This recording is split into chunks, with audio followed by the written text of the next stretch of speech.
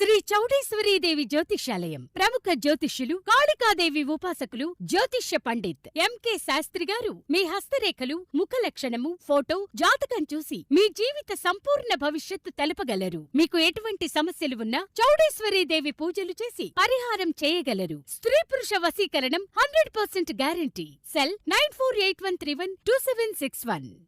इश्क शिफाया इश्क शिफाया इश्क ఏంట్రా ఇది? వాళ్ళేమో వీడికి బిల్డప్ వీడేమో వాళ్ళకి బిల్డప్. నమస్తే folks, welcome to my channel. Folks, జీవితం చాలా చిన్నదే కానీ మనకి నచ్చినట్లు మనం బ్రతకాలనుకున్నప్పుడే తెలుస్తుంది జీవితం ఎంత పెద్దదో. అసలు నేను ఈ మాట చెప్పడానికి గల కారణం నటి సోనియా ఆకుల.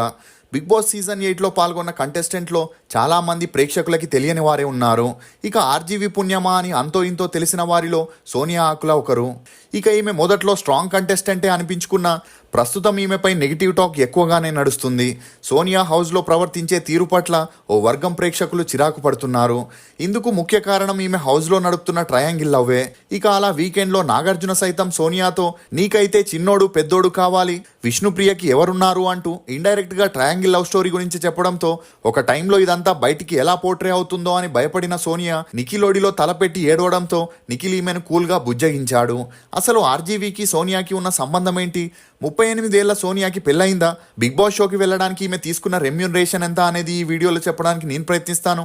మీరు మాత్రం ఈ వీడియోని పూర్తిగా చూడండి. శిఖా ఆకుల అలియాస్ సంధ్య ఆకుల అలియాస్ సోనియా ఆకుల. ఈమె 1987 మే 31న తెలంగాణలోని గాజులపల్లిలో ఒక మధ్యతరగతి రైతు కుటుంబంలో జన్మించింది. తండ్రి చక్రపాణి, తల్లి మల్లీశ్వరి. ఈమెకి నగేష్, నరేష్ అనే 2 అన్నయ్యలు కూడా ఉన్నారు.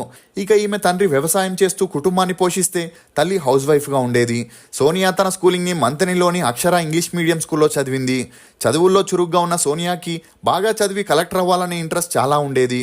అలా తన ఇంటర్ని హనుమకొండలోని ఎస్ఆర్ కాలేజీలో పూర్తి చేసి 2007లో తన బీటెక్ చదువుల కోసం హైదరాబాద్లోని భోజ్రెడ్డి ఇంజనీరింగ్ కాలేజీలో జాయిన్ అయింది. ఇక అలా ఎప్పుడైతే హైదరాబాద్కి వచ్చిందో ఈమెకి నిదానంగా మోడలింగ్, యాక్టింగ్ మీద కూడా ఇంట్రెస్ట్ ఏర్పడింది. కానీ ఈమె పేరెంట్స్ అందుకు ఒప్పుకోకపోవడంతో తన బీటెక్ని 2012లో పూర్తి చేసి ఒక ఐటీ కంపెనీలో జాబ్లోకి జాయిన్ అయింది. అదే టైంలో ఈమె పేరెంట్స్ సోనియాకి వంశీ అనే అతనితో పెళ్లి జరిపించగా వీరిద్దరూ కలిసి హైదరాబాద్లోనే సెటిల్ అయ్యారు. ఇక అలా సోనియా కొన్ని రోజుల తర్వాత ఐటీ జాబ్ని వదిలేసి పబ్లిక్ వర్క్ డిపార్ట్మెంట్లో జాయిన్ అవ్వగా అక్కడ జరిగే కొన్ని ప్రోగ్రామ్స్కి ఈమె యాంకర్గా చేయడంతో అందరూ సోనియా అందాన్ని చూసి పొగిడేవారు. అంతేకాకుండా టీవీలో యాంకర్గా చేస్తే మంచి లైఫ్ ఉంటుందని ఎంకరేజ్ చేయడంతో సోనియాకి కూడా యాంకర్ అవ్వాలనే ఇంట్రెస్ట్ ఏర్పడింది. ఇక అలా తెలంగాణ సాంస్కృతిక శాఖ డైరెక్టర్ అయిన మామిడి హరికృష్ణ గారితో ఈమెకి ఒక ఫంక్షన్లో ఏర్పడిన మంచి పరిచయం కారణంగా సినీవారం అనే ప్రోగ్రాంలో సోనియాకి హోస్ట్గా చేసే అవకాశం ఇచ్చాడు. ఇక అలా పెద్ద స్టేజ్లపై భయం లేకుండా మాట్లాడే తీరు చూసి ఈమెకి మ్యారేజ్ ఫంక్షన్స్లో, కల్చరల్ ప్రోగ్రామ్స్లో కూడా హోస్ట్గా చేసే అవకాశాలు వచ్చాయి. అలా మధ్యలో కొంతమంది పొలిటీషియన్స్తో కలిసి కొన్ని స్వచ్ఛంద సేవల్లో కూడా పాల్గొనడంతో సోనియాకి మంచి కాంటాక్ట్స్ పెరిగాయి. ఇక ఇదే విషయంపై సోనియాకి మరియు ఆమె భర్తకి మధ్య మనస్పర్ధాలు వచ్చి గొడవలు రావడంతో 2015లో వీరిద్దరూ విడాకులు తీసుకొని విడిపోయారు. అలా ఈమె తల్లిదండ్రులు యాంకరింగ్, సినిమా ఫీల్డ్ వద్దని ఎంత నచ్చజెప్పినా సోనియా వినేది కాదు. దీంతో అప్పటి నుండి తల్లిదండ్రులకి దూరంగా ఉంటూ తనకిష్టమైన సినీ ఫీల్డ్లోనే తన లక్ని ట్రై చేయాలనుకుంది. కానీ దూరపు కొండలు నునుపు అనేలాగా రంగుల ప్రపంచం దూరం నుండి బాగానే కనిపించిన అందులోకి దిగాకే దాని అసలు రూపం బయటపడుతుంది. ఇక అలా మొదటిగా ఈమెకున్న సర్కిల్లో ఎంత ట్రై చేసినా ఛాన్సులు రాలేదు. దీంతో సోనియా ఒక ఫోటోషూట్ని చేసి ఛాన్స్ల కోసం ప్రతి ఒక్క ఆఫీస్కి తిరుగుతుండేది. ఇక ఈమె యాక్టింగ్ అంతంత మాత్రమే ఉండడంతో ఈమెకి హీరోయిన్గా ఎవరు ఛాన్స్ ఇచ్చేవారు కాదు.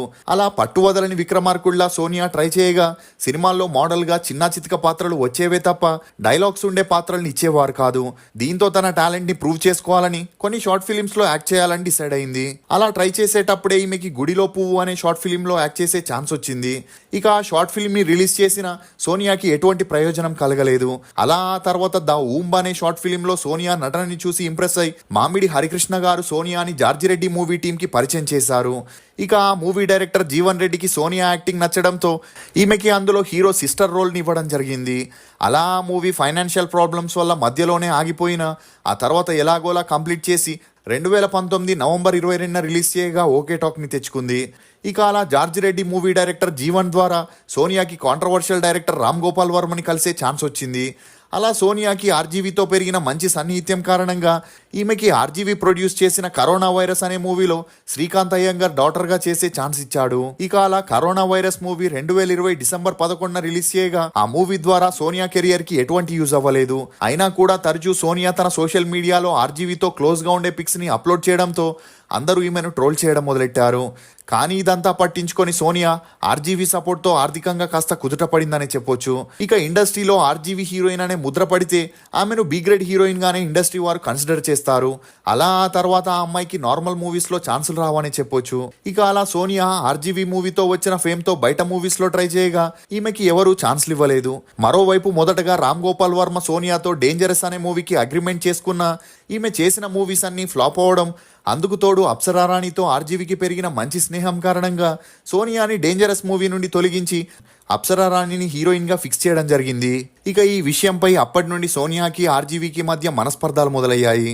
అలా ఆర్జీవీకి అసిస్టెంట్గా పనిచేసిన ఆనంద్ చంద్ర అనే అతను సోనియాని హీరోయిన్గా పెట్టుకొని ఆశా ఎన్కౌంటర్ అనే మూవీ చేయగా ఆ మూవీ 2022లో రిలీజ్ అయి ఫ్లాప్ అయింది.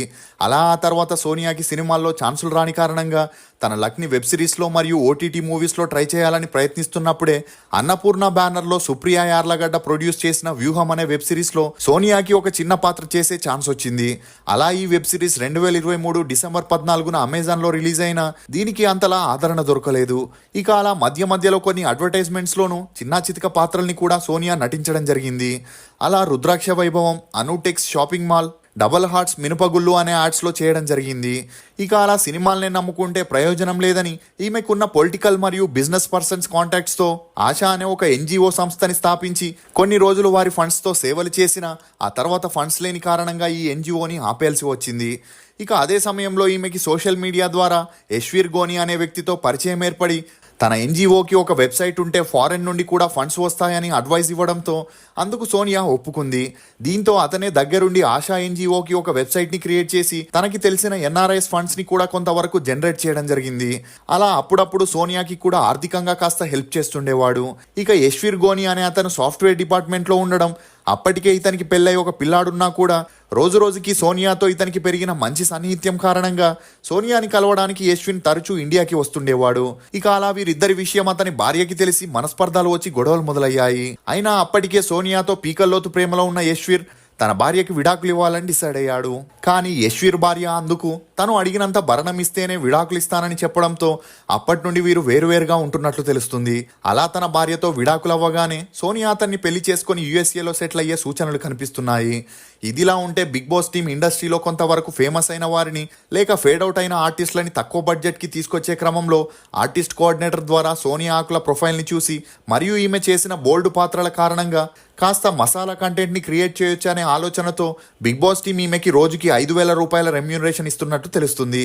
ఇక అలా సోనియా కూడా బిగ్ బాస్కి వెళ్ళి తన టాలెంట్ని ప్రూవ్ చేసుకొని మళ్ళీ సినిమాల్లో ఛాన్సులు సంపాదించి తన సెకండ్ ఇన్నింగ్స్ని స్టార్ట్ చేసే ఆలోచనలో ఉందనే చెప్పొచ్చు. బిగ్ బాస్ హౌస్లో సోనియా ప్రవర్తనపై మీరేమనుకుంటున్నారో మీ అభిప్రాయాన్ని కమెంట్ సెక్షన్లో తప్పకుండా తెలియజేయండి. ఫోక్స్, ఎవరు ఎంత అందమైన వేషం వేసినా కాలం వారి నిజ స్వరూపాలను గుణాలను ఎప్పుడోకప్పుడు ఏదో ఒక విధంగా బయటపడేలా చేస్తుంది. ఇది ఫోక్స్ సోనియా ఆకుల గురించి కొన్ని నమ్మలేని నిజాలు. ఈ వీడియో మీద మీ అభిప్రాయాన్ని కమెంట్ సెక్షన్లో తప్పకుండా తెలియజేయండి. మేము చేసిన ఈ వీడియో మీకు నచ్చినట్లయితే ఒక లైక్ ద్వారా మీ సపోర్ట్ని మాకు తెలియజేయండి. రుచికరమైన మరియు ఆరోగ్యకరమైన బేబర్ టీ కోసం బేబర్ వెబ్సైట్కి వెళ్ళి మీకు నచ్చిన ఫ్లేవర్ని ఆర్డర్ చేసుకుంటారని ఆశిస్తూ for more interesting videos please subscribe to CR voice. Thank you.